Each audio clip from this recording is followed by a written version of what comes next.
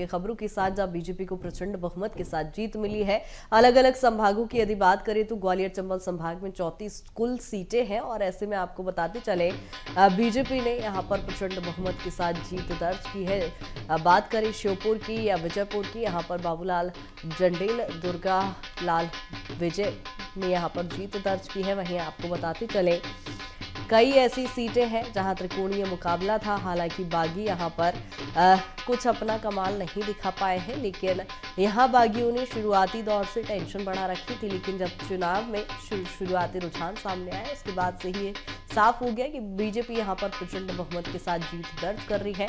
सुमावली में नलसिंह कंसाना ने जीत दर्ज की है, जहां आजब से कुशवाहा पीछे रहे हैं। मुरैना की बात करें, रघुराज कंसाना ने भी यहाँ पर जीत दर्ज की है। दिमनी से नरेंद्र सिंह तोमर जीत गए हैं, जहां आपको बताते चले बीजेपी ने कई केंद्रीय मंत्रियों को भी इस बार चुनावी मैदान में उतारा था। नरेंद्र सिंह तोमर की साख दांव पर लगी थी और ऐसे में यहाँ पर कड़ा मुकाबला दिखाई दे रहा था। आपको बताते चले यहाँ पर अरविंद सिंह भदौरिया भी चुनावी मैदान में थे। और इसी पर ज्यादा चर्चा के लिए ग्वालियर से प्रहलाद हमारे साथ जुड़ गए हैं। प्रहलाद, जिस तरह से हमने देखा कल के नतीजे के बाद प्रचंड बहुमत के साथ बीजेपी ने शुरुआती दौर से ही बढ़त बनाई थी। ग्वालियर चंबल क्षेत्र में कई दिग्गजों की साख दांव पर लगी थी, लेकिन दिग्गज जीत गए हैं। बिल्कुल, देखिए जिस तरह से मुकाबला हुआ है, बेहद रोचक और दिलचस्प मुकाबला रहा है। चौंका देने वाले परिणाम सामने आए हैं।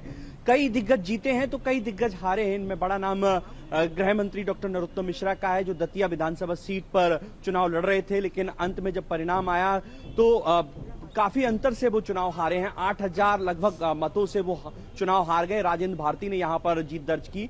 इसी तरह अगर बात करें ग्वालियर ग्रामीण विधानसभा सीट पर, तो यहां पर कद्दावर मंत्री भारत सिंह कुशवाहा चुनाव लड़ रहे थे। उन्हें कांग्रेस के साहब सिंह गुर्जर ने चुनाव हराया है। अगर गुना के बमौरी सीट पर बात करें तो यहां पर महेंद्र सिंह सिसोदिया, जो सिंधिया के बेहद करीबी हैं और कद्दावर मंत्री माने जाते थे, उन्हें कांग्रेस के ऋषि अग्रवाल ने चुनाव हरा दिया है। इसी तरह अगर बात करें चाचौड़ा में, तो यहां दिग्विजय सिंह के भाई लक्ष्मण सिंह चुनाव हार गए हैं। और अगर बात करें हम नेता प्रतिपक्ष डॉक्टर गोविंद सिंह की, जो बेहद कद्दावर कहे जाते थे, वो भी यहां पर चुनाव हार गए हैं। 7 बार लगातार उन्होंने चुनाव लाहौर विधानसभा सीट पर जीता, लेकिन 8वीं बार जब मुकाबला उनका हुआ तो वे यहां बीजेपी के अमरीश शर्मा गुड्डू से बुरी तरह से चुनाव हार गए। तो बहुत ग्वालियर चंबल अंचल में बीजेपी ने अपने आप को सुधारा और उसके परिणाम हमें देखने को मिली। यहां पर तकरीबन 18 सीटें बीजेपी ने जीती हैं और 16 सीटें यहां कांग्रेस के खाते में गई हैं। हालांकि यहां पर अगर देखें तो दिमनी सीट पर, जिस पर लोगों की निगाहें टिकी हुई थी, ग्वालियर चंबल अंचल की सबसे हॉट सीट कही जाती थी। पूरे देश की निगाहें सीट पर टिकी थी, क्योंकि यहां पर केंद्रीय कृषि मंत्री नरेंद्र सिंह तोमर चुनाव लड़ रहे थे। लेकिन उन्होंने जिस ढंग से चुनाव को लड़ा और अंत में जो परिणाम आए, तो वो भी रिकॉर्ड परिणाम आए। 24,000 से अधिक मतों से नरेंद्र सिंह तोमर यहां पर इलेक्शन जीते। तो कुछ इस तरह से अगर देखें तो ग्वालियर चंबल अंचल 34 सीटें, जो 2018 में यहां पर कांग्रेस 26 सीटें जीत कर आई थी, वो यहां पर काफी उन्हें नुकसान हुआ, जबकि बीजेपी ने खुद को बेहतर मजबूती से यहां पर अपने को बनाए रखा। इसमें इस ग्वालियर चंबल अंचल की जीत का श्रेय सीधे तौर पर केंद्रीय नागरिक उड्डयन मंत्री ज्योतिरादित्य सिंधिया को जाता है और केंद्रीय कृषि मंत्री नरेंद्र सिंह तोमर को जाता है। दोनों ही दिग्गज नेताओं ने बहुत मेहनत की और यहां पर परिणाम अपने आप में बताते हैं। वहीं डबरा सीट पर भी रोचक मुकाबला था। क्रिकेट का मैच जैसे होता है कि हर ओवर में देखा जा रहा है कि कौन आगे बढ़त बनाएगा, कौन विकेट लेगा। तो सीधे तौर पर डबरा में सुरेश राजे एक बार फिर से कांग्रेस का गढ़ बचाने में कामयाब हुए हैं। दूसरी तरफ भितरवार में बड़े चौंकाने वाले परिणाम सामने आए। यहां पर लाखन सिंह, जो लगातार 3 बार कांग्रेस के टिकट पर चुनाव लड़े और जीतते रहे, लेकिन इस बार उन्हें पहली बार विधानसभा चुनाव लड़े मोहन सिंह राठौर ने करारी शिकस्त दी है। तो इस तरह से देख सकते हैं कि ग्वालियर चंबल अंचल में किस तरह से कांग्रेस को काफी नुकसान हुआ। कांग्रेस की अंदरूनी गुटबाजी उसे भारी पड़ गई।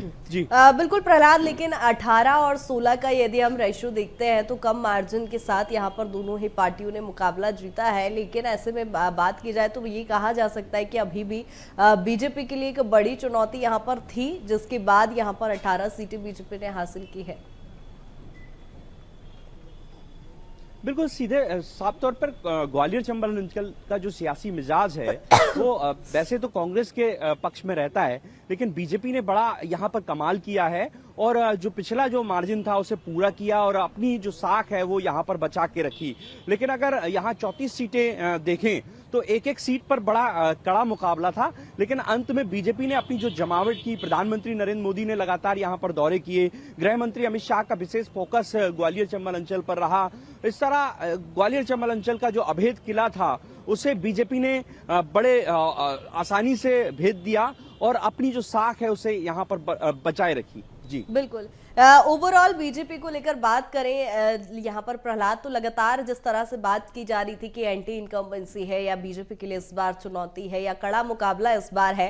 हालांकि बीजेपी हमेशा से कहती आई थी कि कोई कांटे की टक्कर नहीं है और जो एग्जिट पोल के मुताबिक ही परिणाम भी आए हैं, तो इसको ओवरऑल यदि देखें तो क्या कुछ कहा जाए कि लाडली बहनों ने ही साथ दिया है या अन्य भी फैक्टर बैठते हैं? बिल्कुल, देखिए कृतिका, बड़ा अच्छा सवाल है। एक तरफ लाडली बहना का जादू चला, दूसरी तरफ केंद्रीय नागरिक उड्डयन मंत्री ज्योतिरादित्य सिंधिया का मैजिक चला, तीसरी तरफ केंद्रीय कृषि मंत्री नरेंद्र सिंह तोमर की भी यहाँ पर जमावट जो सियासी थी उसका भी कमाल यहाँ पर देखने को मिला। तीसरा बड़ी बात, जो केंद्रीय नेतृत्व था बीजेपी का, प्रधानमंत्री नरेंद्र मोदी के चेहरे को भी लोगों ने पसंद किया, शिवराज सिंह चौहान को भी लोगों ने पसंद किया।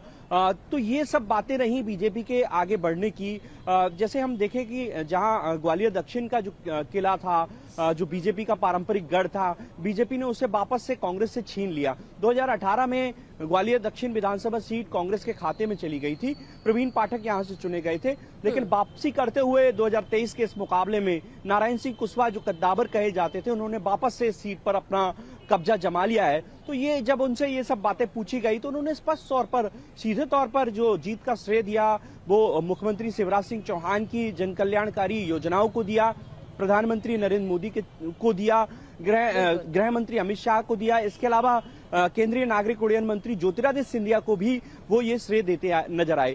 खास बात यह है कि ज्योतिरादित्य सिंधिया ने जिस तरह से एक एक सीट पर फोकस किया, लाहौर के लिए उन्होंने एक निशाना साध लिया था कि लाहौर विधानसभा सीट किसी भी हद तक वो बीजेपी के खाते जानी चाहिए। तो उन्होंने एक एक होमवर्क करके सीधे तौर पर जो नेता प्रतिपक्ष हैं डॉक्टर गोविंद सिंह, उन्हें किस तरह से उनके गढ़ में ही घेर लिया। जब गढ़ में घिर गए तो वो ग्वालियर चंबल अंचल में अन्य सीटों पर प्रचार करने ही नहीं जा पाए। तो ये सब स्ट्रैटेजी थी। इन सब स्ट्रैटेजी के तहत बीजेपी ने एक एक सीट पर होमवर्क किया था और उसके परिणाम आपके सामने हैं। आप देख रहे हैं कि ग्वालियर प्रहलाद यहाँ पर सफल तो बीजेपी दिखाई दे रही है, लेकिन एक बड़ा सवाल अब सीएम फेस को लेकर खड़ा होता है और ग्वालियर से ही दो बड़े चेहरे आते हैं, जिसमें एक तो केंद्रीय मंत्री नरेंद्र सिंह तोमर है, दूसरे ज्योतिरादित्य सिंधिया है। क्या लगता है इस बार, क्योंकि ये बड़ा सवाल? बिल्कुल, ये बड़ा अच्छा प्रश्न है और सभी की निगाहें टिकी हुई हैं कि आखिर कौन मुख्यमंत्री बनेगा, क्योंकि दोनों ही दिग्गज हैं। एक तरफ ज्योतिरादित्य सिंधिया सियासी फन में माहिर हैं, दूसरी तरफ केंद्रीय कृषि मंत्री नरेंद्र सिंह तोमर, उनका संगठन में जिस तरह की पकड़ है और जिस शैली के वो लीडर हैं, जिस तरह से सियासत करते हैं, उसके चर्चे पूरे देश में रहते हैं। अब ये देखना दिलचस्प होगा कि क्या मुख्यमंत्री का चेहरा ग्वालियर चंबल अंचल से होगा या फिर बीजेपी का जो आला नेतृत्व है कुछ और यहाँ पर दिखाएगा। क्या मुख्यमंत्री शिवराज सिंह चौहान ही आगे जारी रहेंगे? ये सब देखने वाली बातें होंगी, लेकिन ये बात सभी के जहन में है कि क्या ग्वालियर चंबल अंचल से ही एक नया मुख्यमंत्री हो सकता है। हालांकि ये तय बीजेपी को करना है, लेकिन सभी की निगाहें टिकी। बिल्कुल, यानी ये तो संगठन का फैसला होगा। बहुत शुक्रिया प्रहलाद तमाम चर्चा के लिए।